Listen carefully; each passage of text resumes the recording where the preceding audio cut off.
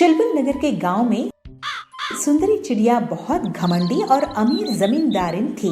वो गरीब लोगों को ब्याज पे पैसे उधार देती थी और जब गरीब उसे उधार के पैसे लौटा नहीं पाते थे तो वो उनकी जमीन को हड़प लेती थी। ऐसे ही एक दिन बबली उसके पास पैसे उधार लेने के लिए जाती है।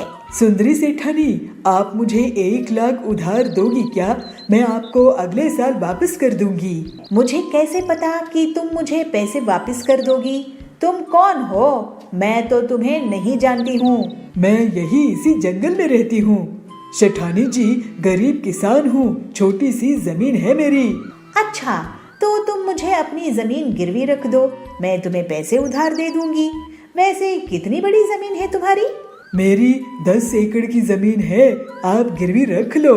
ठीक है, यहाँ अंगूठा लगाकर पैसे ले जाओ, लेकिन याद रखना पैसे नहीं चुकाए तो जमीन मेरी।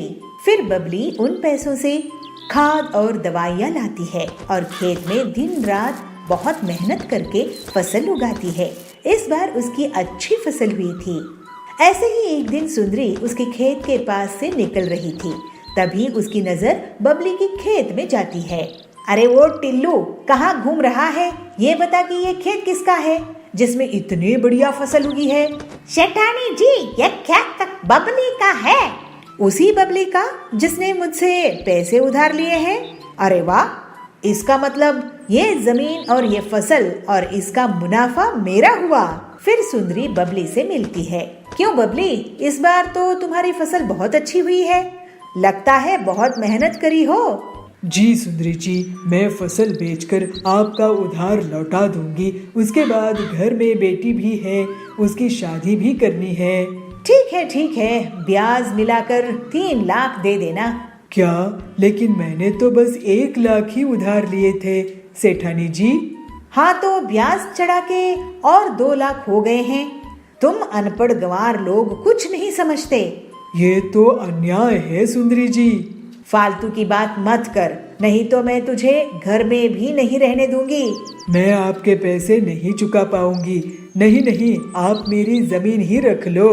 शाम में बबली अपने घर आई और अपनी बेटी पीलू को रोते रोते सब कुछ बता दी। मैं उस लालची सेठानी को देखती हूँ, वो अपने आप को क्या समझती है। आप चिंता मत करो माँ, अब मैं उससे सभी चिड़ियों की हड़पी हुई जमीन वापस करवाऊंगी। पीलू अपनी सहेली हरी तोती के साथ एक प्लान बनाती है। दोनों सहेलियां एक छोटी सी खेत की जमीन में एक नकली पेड़ लगाती है और फिर उस पेड़ को लाल रंग से रंग देती है। फिर वो दोनों उसकी डालियों में सोने, चांदी, डायमंड्स के गहने चिपका देती है, जिससे ऐसा लगता है कि वो गहने उसी पेड़ के फल हो। अब आएगा मजा, लालची सुंदरी कैसे फंसेगी देखना। इसके बाद पीलू चिड़िया हरी तोती के साथ जानबूझकर सुंदरी के पीछे जोर जोर से बातें करती है। अरे तूने देखी क्या उस लाल पेड़ को जो उस खेत में उगा है? उसमें से फल की जगह गहने उग रहे हैं। नहीं तो चल दिखा मुझे। ये सुनकर सुंदरी पीलू और हरी के पीछा करने लगती है। जब वो दोनों खेत पहुंचते हैं तो अरे, क्या ये असली सोने जवाहरात है? सेठानी जी, आप कब आ गई यहाँ? खैर, हमने तो हीरे जवाहरात कभी नहीं देखे हैं। आप खुद ही देख लो कि सोना चांदी हीरा असली है कि नहीं। वैसे सेठानी जी, आपको बता दूं कि कल बहुत बड़े जमींदार आ रहे हैं जो इस जमीन को खरीद लेंगे, इसके साथ ये पेड़ भी। ऐसा क्या? तो एक बार मुझे इसके गहने दिखाओ। फिर पीलू और हरी तोती गहने दिखाते हैं। अरे, ये तो सही में हीरे हैं, हीरे। चलो, अच्छी बात है। अब हम ये जमीन उस शहर वाले सेठ को बेच देंगे। नहीं, ये जमीन तो मुझे चाहिए। लेकिन आपके पास इतने पैसे हैं क्या सेठानी जी? अरे पीलू, तुम गरीब लोग गरीब ही सोचोगे। इसके लिए तो मैं अपनी पूरी जमीन जायदाद बेच दूंगी, लेकिन मैं इस पेड़ की जमीन को खरीद के ही रहूंगी। ठीक है, तो फिर सौदा पक्का। आपकी पूरी संपत्ति के बदले में ये जमीन। ये लीजिए इस जमीन के कागजात। लेकिन पहले आप अपनी संपत्ति के कागज मेरे नाम कर दीजिए। फिर सुंदरी अपनी पूरी संपत्ति, जमीन जायदाद, गाड़ियां, हवेली पीलू के नाम कर देती है और उस छोटी से पेड़ वाली जमीन को बदले में ले लेती है। अगले दिन कुछ लोग उस पेड़ के पास इकट्ठा होते हैं। क्यों गरीब लोग, कैसा लगा मेरा ये गहनों का पेड़? जरा हमें भी दिखाना गहने सेठानी जी। ये देखो। फिर सुंदरी उन्हें गहने दिखाती है। तभी टिल्लू के बगल में खड़े हुए पक्षी के हाथ से उस हार में पानी गिर जाता है और उसका सुनहरा रंग मिट जाता है। अरे ये क्या, पीलू मुझे लूट ली, बर्बाद कर दी।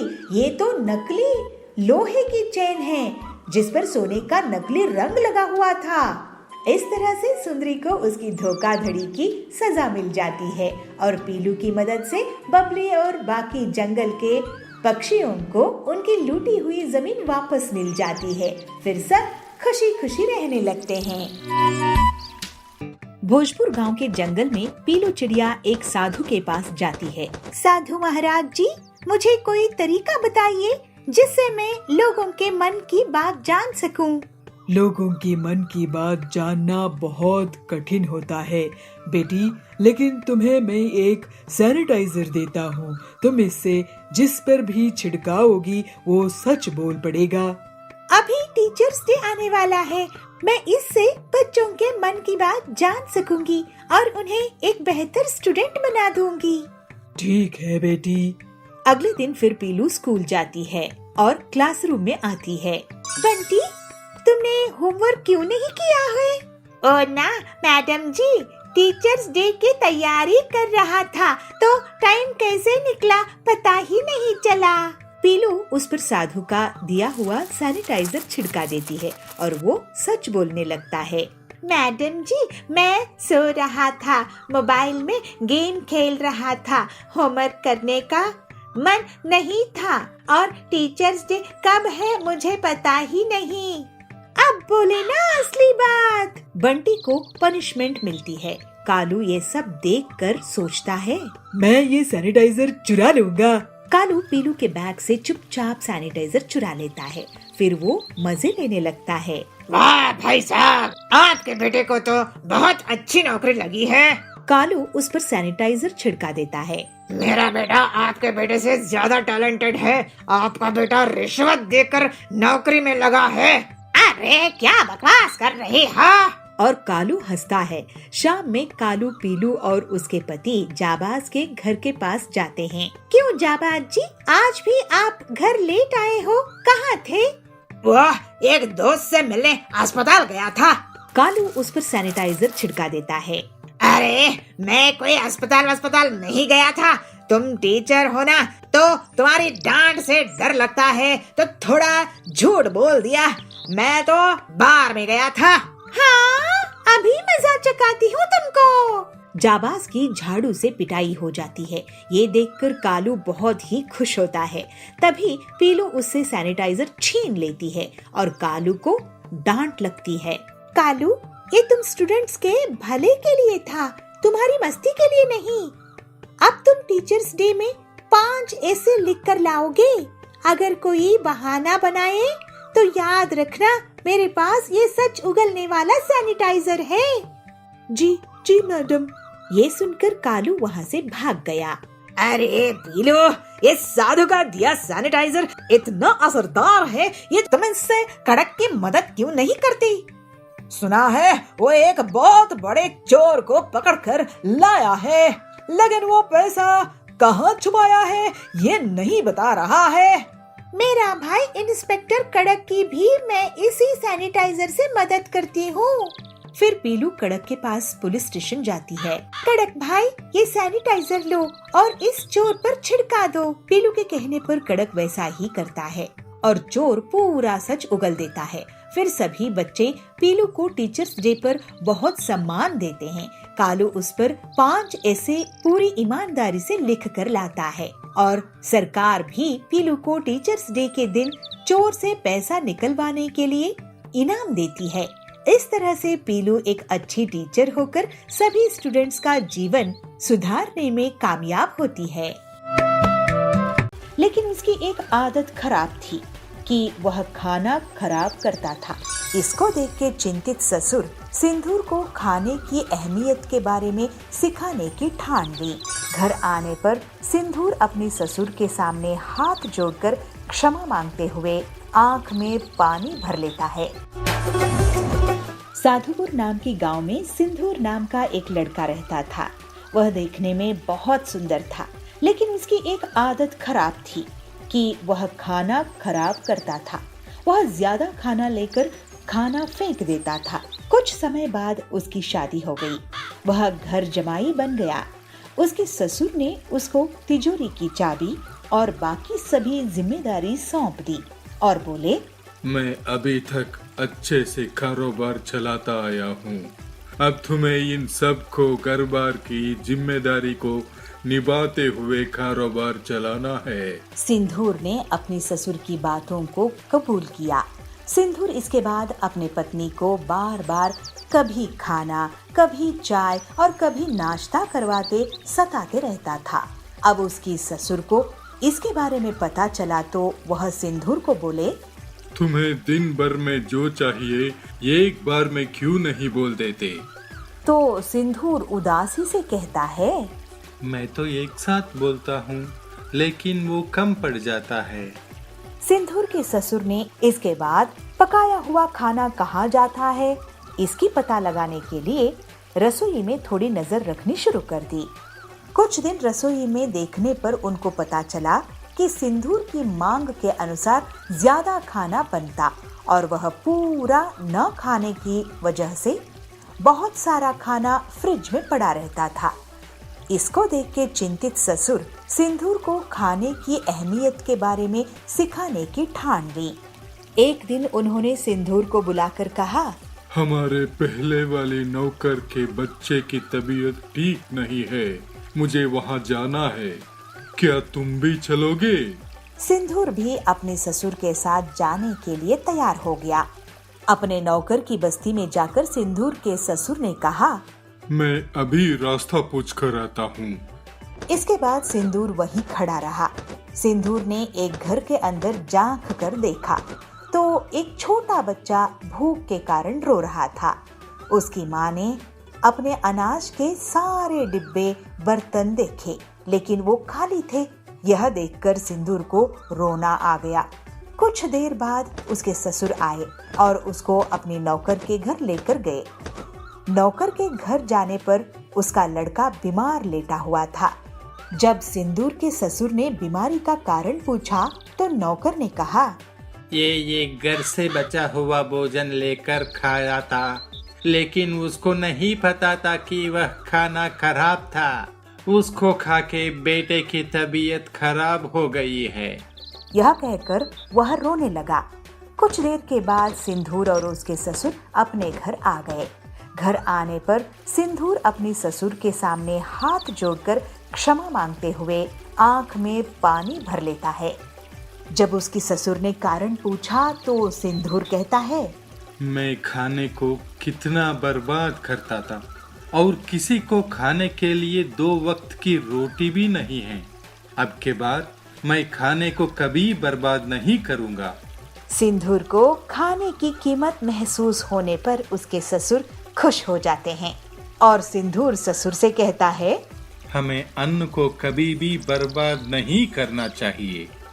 इसके प्रायश्चित के लिए मैं अपनी हैसियत के हिसाब से हर दिन अन्नदान का बीड़ा उठाता हूँ।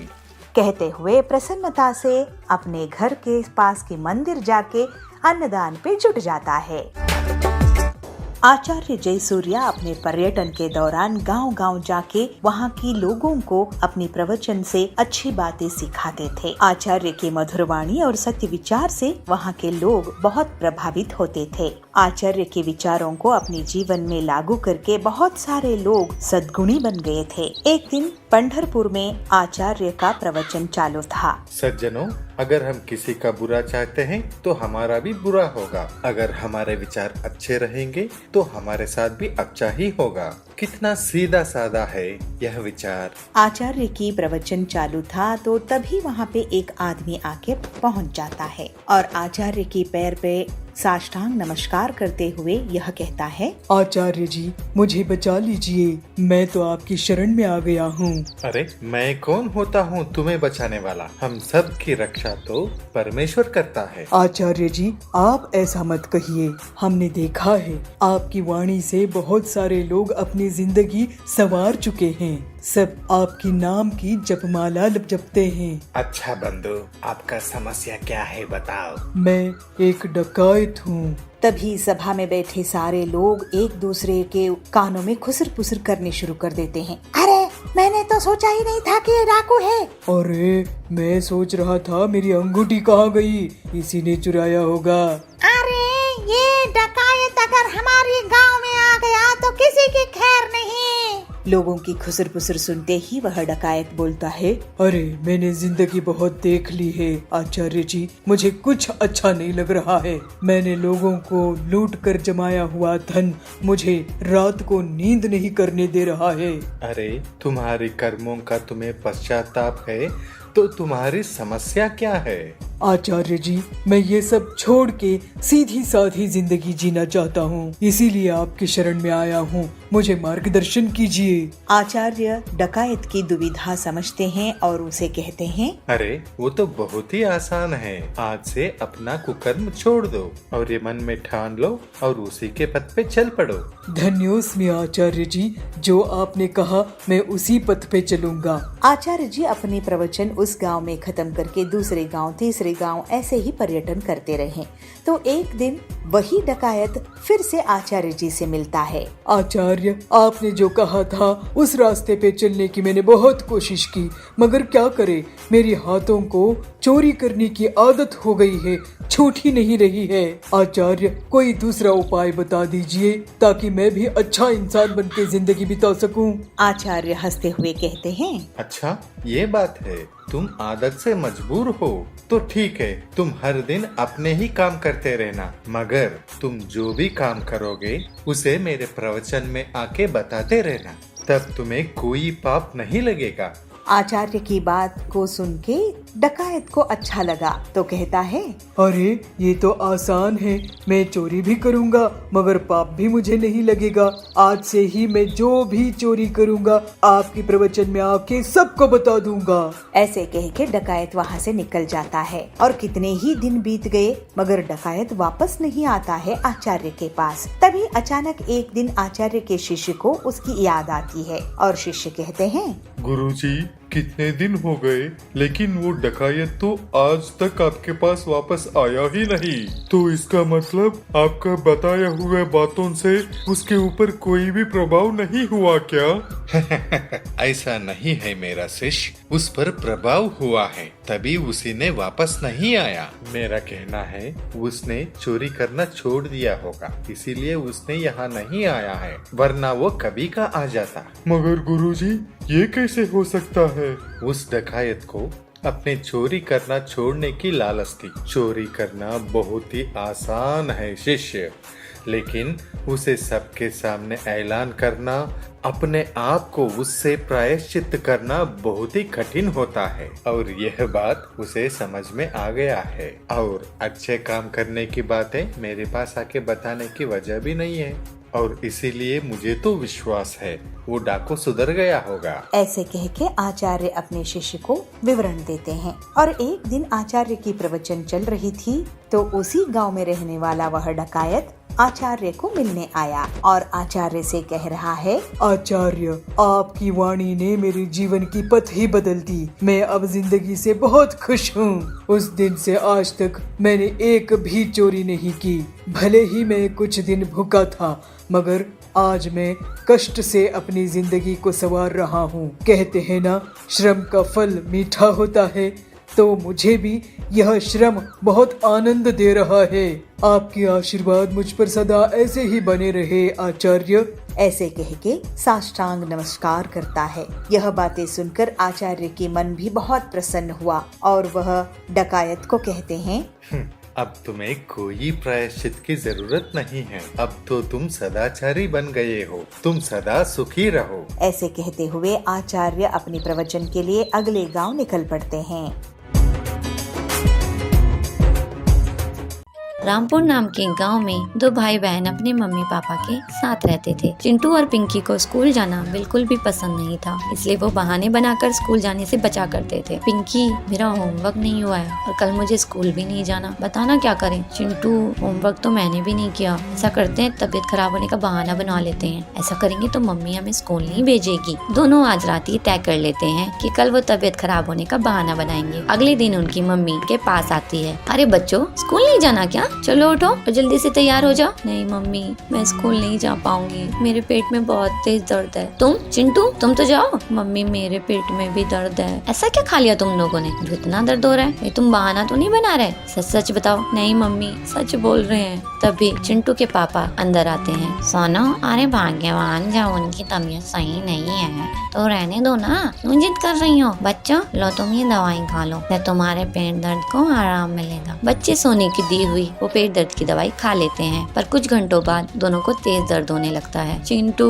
पेट में बहुत तेज दर्द हो रहा है, कुछ तो करो ना, सहन नहीं हो रहा है। दर्द तो मुझे भी बहुत है, रुक मैं कुछ करता हूँ। चिंटू अपने पापा के कमरे में जाता है, कुछ दवाई देखने लगता है। तभी उसे एक पीली रंग की दवाई दिखाई देती है। वो उसे छुपाकर अपने साथ ले आता है और पिंकी को देता है और खुद भी एक गोली खा लेता है। पिंकी, मैंने पापा के मुँह से एक बार सुना था कि जब ज्यादा पेट दर्द हो जाए तो ये गोली सब ठीक कर देती है, तो देखना हम कुछ ही देर में ठीक हो जाएंगे। हाँ भाई, सच में मेरा बहुत दर्द हो रहा है भाई, सहन नहीं हो रहा है, कुछ करो, पता नहीं क्या खा लिया है। ऐसे ही 5 घंटे और बीत जाते हैं, पर उन दोनों का दर्द कम होने की बजाय और बढ़ जाता है और दोनों दर्द से रोने लगते हैं।